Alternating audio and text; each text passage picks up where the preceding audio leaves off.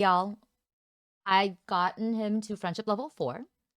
So Ororon's character story 3. Oh, and snack box are available to us. So it is time for another character story reading. Here we go. Those who are kind to others will themselves be treated kindly. It is precisely his love for the countless beings of the natural world that has earned Ororon the kindness of the people and creatures of this land. Ha! Yeah, right. That's just not how things work in reality. Sure, most people were kind to Ororon, but this did not necessarily have anything to do with his love of nature. One reason was sympathy.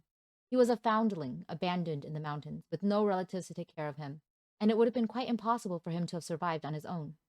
Lending a helping hand by providing a bit of food or clothing was not particularly hard, while the satisfaction of seeing a child grow up healthy and strong far outweighed any effort. So, why wouldn't they? That's still pretty nice. Another was simply that they liked him. Ororon was very well behaved, most of the time. Honest, generally speaking. Quiet, sensible, and he always studied hard. He never showed any inclination for mischief, such as climbing up onto rooftops and tearing up tiles. He even learned how to grow crops and raise aphids all by himself, and from that point on was able to support himself. As a young man who did not, often, cause much of a bother to those around him, he was certainly very likable. And the last, albeit least prevalent reason, was guilt. Due to having been born with a fragmented soul, when Ororon was first found by the tribe, they attempted to use his unusual condition to test a method for restoring Natlan's ley lines. Whether fortunately or not, this method of individual sacrifice did not succeed. Though this may have averted an ethical dilemma that could not be resolved, it left some of the elders with an unspoken sense of guilt. Of course, once he had grown up, Ororon came to learn of what had happened. There was no point in trying to hide it, and doing so would only have created unnecessary issues. Yet he felt no resentment about the whole affair. On the contrary, he was greatly satisfied to find out, for no matter how difficult reality was, he preferred it to living a lie. He is fully aware of the various reasons why people look out for him. Whether out of sympathy, affection, guilt, or some combination of all three, he's willing to accept it all for what it is. As Aoife would say, Aoife, Aoife being brought up again for no reason at all? Social relationships among people are exceedingly complex.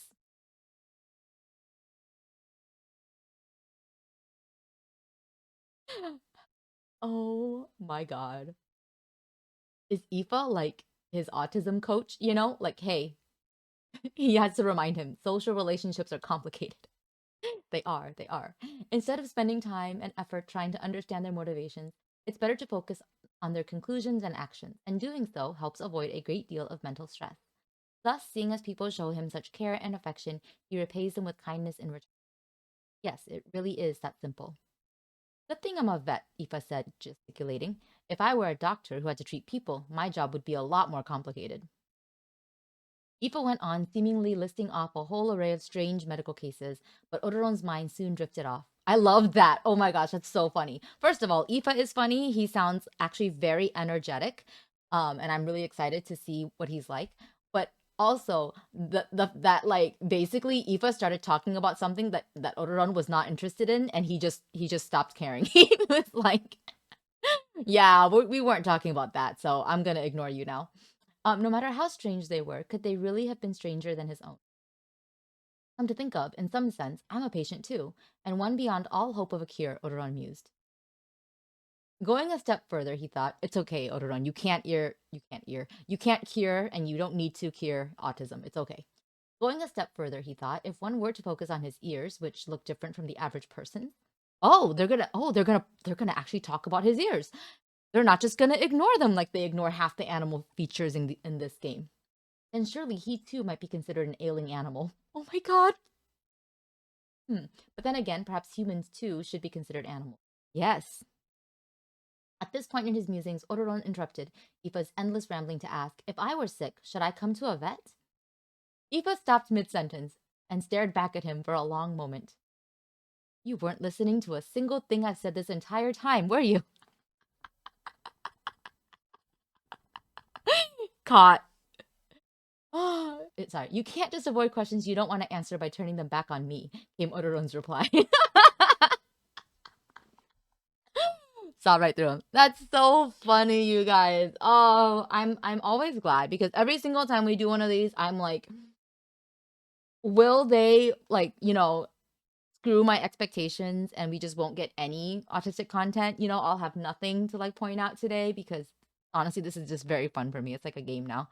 But like literally every single one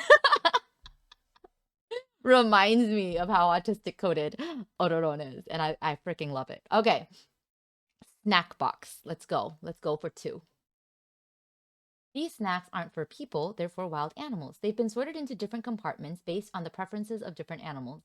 Most animals are actually pretty smart, and based on Ororon's observations, the gap between them and humans isn't nearly as vast as many people might think.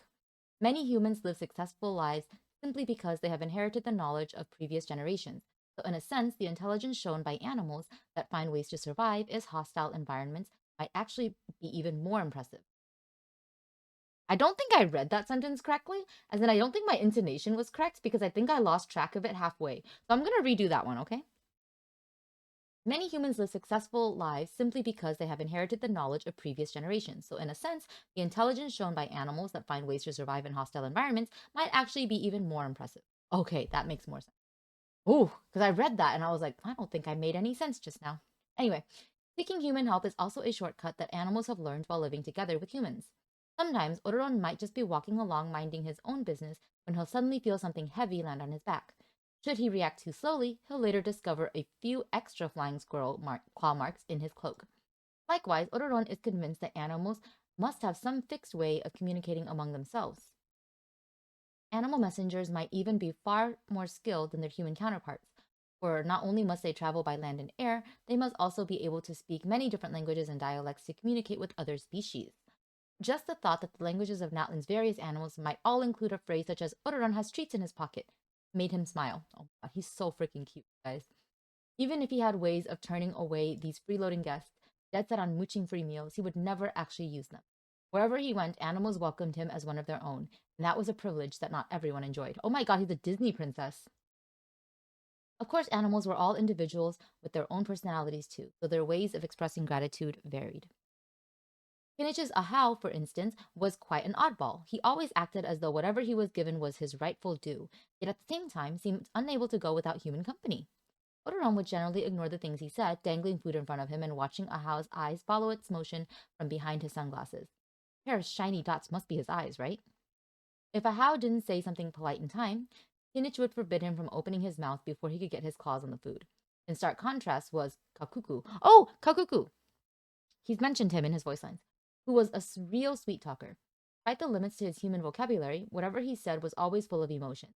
Things like, "You're the best, bro." Who is Kakuku? Who do you guys think Kakuku is? Okay, I'm very curious now because he's said something about him in his voice lines before. But all right, that was nice. We got to learn a little bit more about Kinich, and I really love reading his stories. I'll keep going through them until we get through them all. Like, don't subscribe.